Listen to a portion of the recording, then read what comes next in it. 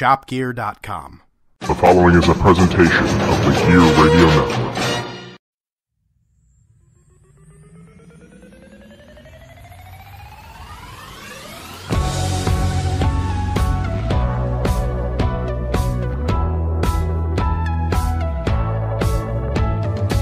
You're listening to the Sabrecast, brought to you by Better Live Than Dead. And now your hosts, Brayton Wilson and Ryan Wolfe. And we welcome you to the Sabrecast, powered by Better Live Than Dead and the Gear Radio Network. This is Season 1, Episode number 12. We've entitled this one, Housley's Gone. It is April 8th, 12 p.m. on the dot. I am Ryan Wolfe, at WolfeBLTV on Twitter, joined on the line by Brayton Wilson, at BJ Wilson WGR. Brayton, welcome back to the podcast. How you doing? Good. Just unfortunate that we're speaking on these terms right now under these circumstances, but other than that, I'm doing not that bad. Not too bad, absolutely. I know it's a Monday. It's a little tiring, but hey, big news over the weekend. The Buffalo Sabres announced the firing of Phil Housley early Sunday afternoon, less than 24 hours after their final game against the Detroit Red Wings. Housley ends his tenure as the Sabres head coach, 164 games coached. He was 58, 84, and 22 in that stretch of games in his tenure.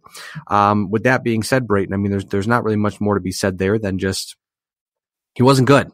And jumping into the three big things here to kind of get some reaction. First off, for me, and I definitely want to get your thoughts on this, is his inability to adjust from the word go. I mean, it seemed coming from Nashville, his days in Nashville, yes, he had a more talented group with the Predators, but his calling card was defense. I mean, granted, he's a Hall of Fame defenseman. You can never take that away from him. When he played for the Sabres as a defenseman, he was great. Like I said, he coached up the Predators defense even better than they actually are. I mean, they're pretty damn good. Don't get me wrong, but he made them even better, I feel, with his coaching. But then when he came to Buffalo, he had a system he had in place, and then he did not seem to be able to adjust that system. If Eichel was struggling, or if Ristolainen was struggling, or whomever, it didn't seem like his system. It seemed like his system was locked, set in place, and it's either adapt or die for players. And I know players were blaming themselves, which we'll talk about here in just a moment, Brayton, but just speak to, I guess, Phil Housley's inability to adjust. How for you did you see the problems with Phil Housley coming across the board? I got your question. I know you're going to have to edit this out. I just got like 30 seconds before these guys are back. 30 seconds. Oh, you're okay. You're okay. I can keep talking. Just to let you guys know, breaking into the fourth wall here. I am currently at work on my lunch break in a conference room, and Brayton is currently working. So, we are, if nothing else, breaking down the fourth wall and kind of doing things as we see fit. But hey, we needed to jump on the podcast as soon as possible. And I know Brayton was busy yesterday with work, and we're penciling it in today so we can get the words out to you about Phil Housley. One thing I do want to mention to you guys, I didn't mention off the top, you can hear this podcast, betterlivethandead.com, iTunes, Google Play Music, iHeartRadio, Spotify, YouTube, really wherever you get a podcast, you can get this podcast. And make sure you download, subscribe, all that stuff, and get the latest podcast when they come out, as soon as they come out. All right, I'm back. Okay, Brayton's back. The commercial break is over. Brayton, Phil Housley's inability to adjust. What was that for you? One of the biggest problems during his tenure? I think that was a huge problem that was never really addressed, was just how he tried so persistently to make something work that just never worked for this group, or never was proven to work in the first place in many other with other teams or with other coaching staffs or anything really. I just think that he tried to do something that was so complex and so difficult to grasp for a lot of these players that when they got on the ice, they got lost. I think another big thing that with him was his personnel decisions. Those decisions where he'd have a good lineup, they'd have a couple good games, and the next thing you know, he's changing it up for what reason exactly? He didn't really. All he would say was, "Oh, we just need to change things up a little bit." There was no reason to change up something like that. I mean, you can point to a bunch of different things where, he had a good defensive pairing working, or he had a good forward group working, and then he decides to change it up. It goes to what, and then when he tries to put it back together again, it doesn't have the same chemistry as it did before. And just also some of the decisions that he made with, playing certain players or not playing certain players, or trying to develop certain players in a different way, and it never ever working out. So unfortunately, it just never really. I mean, Phil Housley never got his feet kind of on the ground and running in Buffalo, and it never really got going for him. And after 2 seasons, I think it had to happen. The move was just inevitable for him to be fired and done with the Buffalo Sabres. At this point, I really think that, as you mentioned with the personnel decisions, this really goes back to Jason Botterill at this point, where the ball is now firmly in his court. His seat is not necessarily hot at all, but he is, the first guy that they're going to be paying attention to now, because you figure at this point, he has hired his first coach, didn't work out. He's made some moves. Some have worked out very well. Some have not worked out so well. Per case in point, Jeff Skinner worked out great. Ryan O'Reilly trade, very bad trade, as we're seeing now, despite the fact that Botterill still won't punt on it and say that they lost the trade. But I mean, look at how Ryan O'Reilly played. Tage Thompson would have to develop very fast and very quick and very well to make that trade worth it. But I digress. At this point, it's Jason Botterill who now has the focus put on him. Like I said, I don't necessarily think that he gave Phil Housley the best stack of cards to play with, but that being said, if you're a coach in the National Hockey League, I feel like you should be able to adapt and adjust to that. I know that looking back, hindsight being 2020, Jason Botterill did not do a very good job of giving Phil Housley a second line center. I understand that they had Patrick Berglund, who we've talked about it ad nauseum at this point. What happened with him?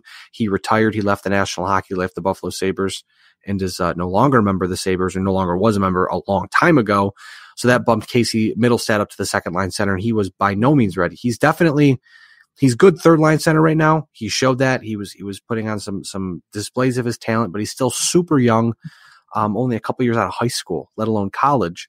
Right. So I think in a couple years, that will certainly make sense, but right now you can't do stuff like that. So I think Jason Botterill definitely didn't help Phil Housley out at all.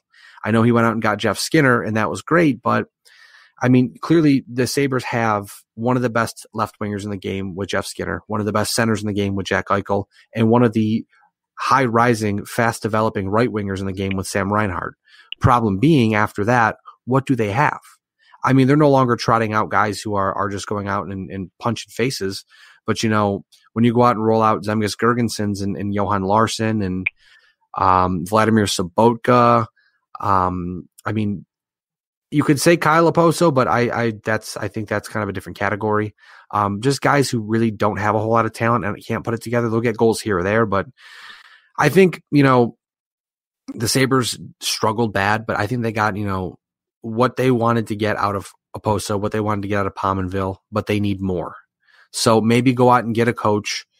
Again, it's you need to bring somebody in who can focus on the positives and remove as many negatives as possible. It's not going to work for every player.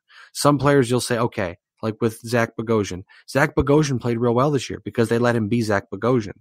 I feel like he was a lot better than he has been. I don't know if haven't seen the fancy stats or whatever to tell me whether or not he was really good. But when he's able to skate and he's given the ability to do that, that's great. Problem being though, then you do the same type of thing for a different player who struggles with that, and then you're back where you started. So again, I think they just need a coach who and we'll talk about this a little later, but just I guess a little more complex minded, because it felt like a lot of the time Phil Housley was very simple minded. We got to play tougher. We've got to get our checking detail in order. We've got to put shots on goal. It's like, great. The Sabres take a lot of shots on net, but if you're putting 40 shots a game on net and you're hitting the goalie in the chest every time, that's different than if you're taking high danger chances and you're getting, 10 or 15 high danger chances a game. It's a complete different story. And I don't think Phil Housley ever understood that. And that's a lot to do with it. Like I said, overall inability to adjust, but there are so many layers to the onion that you could peel back as to why it doesn't seem like it worked out in Buffalo. Yeah, unfortunately it just, it's hard to really kind of, I don't know. It seems like that Housley, well, with the roster that he had, he did have to work with some terrible pieces. I mean, but then again, what do you do with those pieces? I mean, Vladimir Sobotka is like a perfect example where he's been pretty awful all year, but he insisted that he was he was in the lineup for defensive zone faceoffs and he was a good fourth or third line asset, when in all actuality, he really wasn't good at anything that he was doing on the ice at all. And then you look at a guy like Marco Scandella, who consistently made mistakes on the blue line, but never really did anything to address, that specifically, where he's making all these mistakes and turning the puck over. And yet again, a kid like Rasmus Dahlin, I know this is a little bit of a different circumstance, but he's making those same mistakes. And, he's an 18-year-old kid. He's still learning the game. But yet when Marco Scandella makes those mistakes, it's that he's a veteran and he belongs in the lineup, or like a Lawrence Pilot. He can make that same mistake and then he gets benched. So, or gets put in the press box. So I just, he could say all he wanted to, and he tried to get the message across to the media, the players, but after a while it got stale. And when they continued to lose again, especially this season, the message just continued to grow more stale, and it never caught on with anybody. So again, for him to not be able to get that message to come across to his players the way he wanted to, I mean, certainly some of it might not have been in his control, but I mean, the losing that this team has gone through will oftentimes make things like that happen. And I think there are two more things I want to point out, Brayton, before we jump over to the players side of things. First off, I think for me, I'd have to look back at when it exactly happened, but I feel like once Phil Housley said the team played soft, he lost the team. They went out there and they were just, the bottom fell out. It's almost like they were hanging on by a thread, and that cut the thread. And I remember telling you that was a tipping point. If the team doesn't respond to that, if that's it for him. And they didn't respond at all. I mean, they were terrible the last big chunk of the season, last 20, 25, 30 games. And I mean, they played so well. They showed a lot of potential. I mean, they had the 10-game win streak for God's sake, but it's just something that it seemed like they got a little headstrong, like this was working. We're going to keep doing what was working, and now it's not working. They don't adjust. Once the league figured them out, they were just like, we are who we are, and that's what we're going to be. The one thing, like I said before we move on, is Greg Wyshynski of ESPN had a good point. Long story short, Phil Housley was hired on his defensive prowess, and when the defense did not get much better, that really was the beginning of the end for him, where it didn't look good. Nothing's getting better. The offense wasn't scoring. The team was exactly doing what they were doing with Dan Bylsma. And you're like, okay, so, and Dan Bylsma was, I've gotten flack on Twitter for this, but I think Dan Bylsma did more with less, to be completely honest with you. And people, people got upset about it, but you look at it now and clearly, I don't know. Maybe a coach with a little more experience could have done a little better, but the one thing wonderful world at this time of year. Exactly, yeah. It's the silly season is silly indeed. Moving over real quick to the players taking blame, just a few quick quotes, and then we'll get over to who the Sabres may be hiring next. You've got Jack Eichel saying, this is not on Phil Housley, this is on us. Jeff Skinner saying, I think on certain nights, more nights than obviously we could afford to, we weren't good enough at executing. And then Rasmus Ristolainen said, maybe we need to mother effer each other a little more, need to be harder on each other. I would curse, but I'm at work right now and I'm a professional and I don't do that. At least you'd be surprised. I say some terrible things, shockingly. I think, moving over Brayton to the last of the three big things, who is next for me, just off the cuff. I don't think the Sabres, and we'll go through some names here in just a second too. But for me, if I were saying this is who I want to see in Buffalo next season, I think it would have to start with a progressive hockey mind. Doesn't matter the age of the coach. Could be 70, could be 40, could be 35. I don't care. Someone who thinks hockey on a higher level. Because it definitely seems like they've tried the player route. They've tried the retread route. They've tried the former Stanley Cup winning coach route in the past, and it hasn't worked. Nothing's worked out. Granted, it could be just the roster build, but then again, I just think, in the day and age of hockey where not necessarily fancy stats centric, but someone who thinks outside the box, but someone who also kind of, an old school coach who, eye test kind of guy, but also says, I see the eye test that says, so-and-so looks good, but the stats look really bad. He's not playing very well. And I can tell you X, Y, Z, Y. but also someone who can motivate this team and really get across to them. Because there's just, whether it's bringing in another older player or something like that can kind of help lead this group along. It's just they seem to just struggle keeping themselves honest night in and night out. Yeah, I mean, this roster is going to probably get a nice little overhaul heading into next season once again, and it's really up to Jason Botterill with what he's going to do moving forward in trying to build this team to be a successful team. And obviously, the new head coach is probably going to have a say in who should come in and what's going to come about it. But man, I just, with the roster that we had this year, it was nice to have that 10-game win streak. And I know a lot of our hopes got up and, maybe we were thinking a little too optimistically about how this team was maybe going to pan out for the rest of the year. But, eventually just, messages got stale and statements were pretty much just went over everybody's heads. And, some guys never responded and quit on the team pretty much. And I feel like we've talked about this a couple of times since, even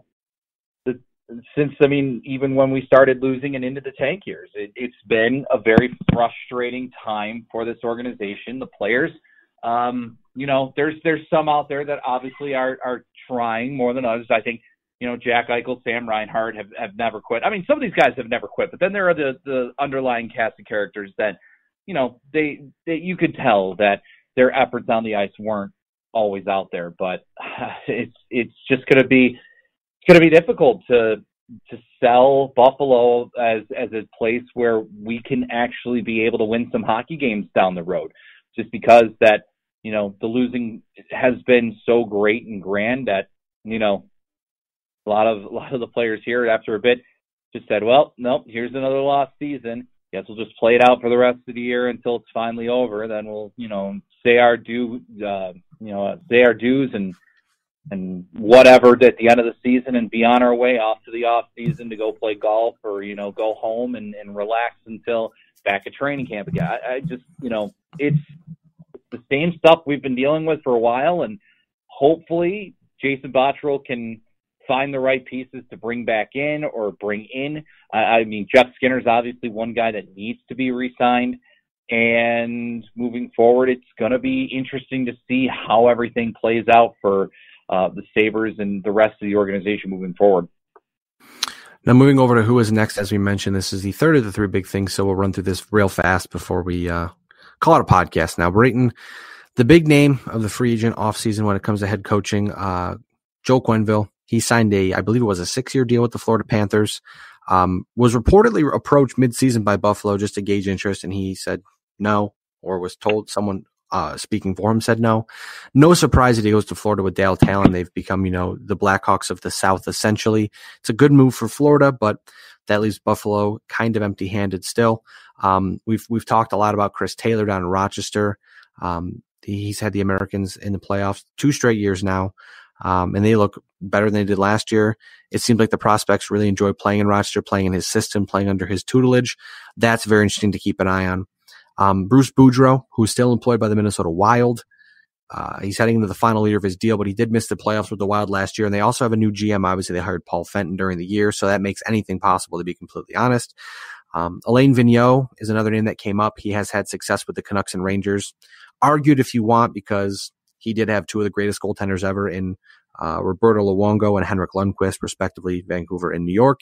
But Vigneault will be coaching Team Canada at the World Championships, which gives Jason Botterill an up-close and personal look, because Botterill will be the GM of Team Canada, or one of the GMs of Team Canada. Also, Todd Richards, who is a Lightning assistant coach, former Wild and Blue Jackets coach, and then obviously the one wild card here that could be a potential name to hear, maybe even brought in for an interview, I would hope, would be the Toronto Marlies head coach Sheldon Keefe, who is one of those younger progressive minds who has had success in Toronto with the Marlies, as well as winning a Calder Cup, and kind of help them shape their future in a positive direction. So Brayton, out of those names, is there anyone that stands out, or is there someone else that you're keeping your eyes on in terms of a Buffalo Sabres new head coach?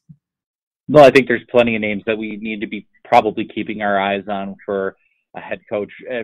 Personally, I don't know how I'd want a guy like Vigneault to come in. He's led two organizations to some Stanley Cup appearances, and both times they lost. But after a while, both times the messages wore thin with him, and the team ended up being the same way. But he did have pretty nice tenures with both of those organizations, and was able to have some nice runs with both of those teams. But do you want to go more veteran way? Do you want to go more younger way? It's a question. I just think the one way that they can't go is the way they did with Phil Housley, where, okay, let's go with a guy who has never had professional coaching experience, and let's, give him a go. Phil Housley never coached professionally, never in the AHL, the ECHL, the NHL, as a head coach, I should say. He was an assistant coach with Nashville, but other than that, he was a head coach for high school hockey and a head coach at the World Junior Championship, which is a 2-week event. I just don't think you can go that route. If you're going to go hire a coach, they have to have some considerable experience, around the American Hockey League or the NHL or even the junior ranks. I mean, a guy like Chris Knobloch, who has had a ton of success coaching, teams in Erie and teams in Kootenay in the Western Hockey League. He was the one that coached Connor McDavid when, McDavid, Strome, DeBrincat, all those guys were in. And he's an interesting name that I think the Sabres and other teams, to be fair, should be gauging and seeing if he'd be interested in, or if he'd be interesting in a head coaching position. But that's a guy you can look at. Sheldon Keefe certainly is one that you need to look at just because of his pedigree, not only in the junior ranks, but also at the AHL, winning a Calder Cup championship last year. I think Chris Taylor should get some serious consideration with the way that he's been able to closely link himself to these players in Rochester right now, who could be in Buffalo next year. I think that's something to really consider. And then other than that, you look around the league and, I don't know, you've got guys like Bruce Boudreau who could be available. Todd McClellan's getting an interview with the Kings, but if they say don't talk to him, maybe you get the chance to interview him. There's some other guys out there that are certainly intriguing and maybe, you'd want to hire. But,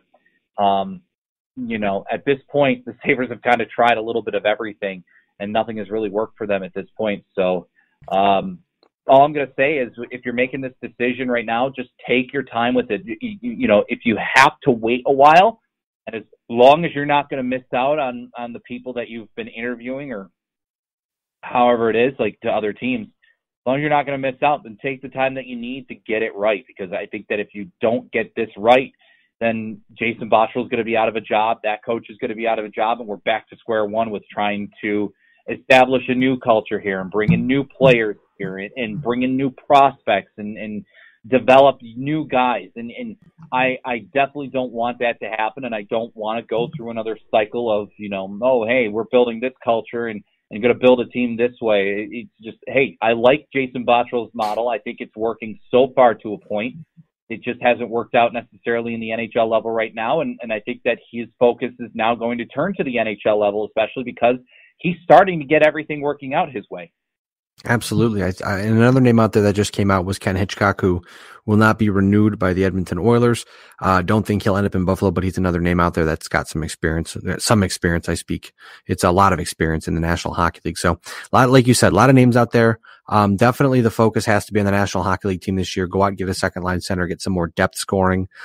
It'll certainly be good if you can get a coach who can, a guy like Kyle Oposo had a decent season, but not a good enough season for a guy who's getting paid as much as he is, unfortunately. So maybe you can find someone who they can put with Oposo or put Oposo with to get more out of him, to make him more consistent. That would certainly help as well. So again, there's a lot to be done, a lot to be said. At this point, we can wrap the podcast up. We'll be back again sometime very soon. We've obviously got the draft lottery coming up here soon. So we'll know where the Sabres are drafting. They've got relatively okay odds for the first overall pick or a top pick, but they're still going to pick very high because they were very bad. But we'll discuss that here soon. We'll have draft talk, playoff talk, then the off season. Then July 1st is here before we know it. And hopefully the Sabres will make some improvements. But Brayton is at BJ Wilson WGR. I am at Wolf BLTD on Twitter. Brayton, is there anything else you want to add today before we wrap up the podcast? Not really. Just again, I think that with this coaching decision, this is going to be pretty important for Jason Botterill because he knows that now the direction goes back to him with the direction of this team. And I don't think there's going to be a coaching decision made anytime in the immediate future. Maybe it'll be another month into May or maybe even June. I don't know. It depends on how long some guys are, out there on the market or how long they're still being involved with the team that they're currently with right now. I certainly think that, though, it'll be interesting. It'll be an interesting few weeks and maybe month or whatever to see how this develops. But go get the right guy, and if you got to take the time to do it, just then fine. Absolutely, and like that umpire said in that Mets video last year that came out, Jason Botterill's ass is in the jackpot now. Yep. Absolutely. Again, I am at Wolfe BLTD. I am at Wolfe BLTD. Brayton is at BJ Wilson WGR. You can hear this podcast betterliveThanDead.com, iTunes, Google Play Music, iHeartRadio, Spotify, YouTube. You get a podcast wherever you can get one. You can get this podcast. We want to say thank you again for tuning in, and we will catch you sometime very soon. The preceding presentation has been brought to you by the Gear Network.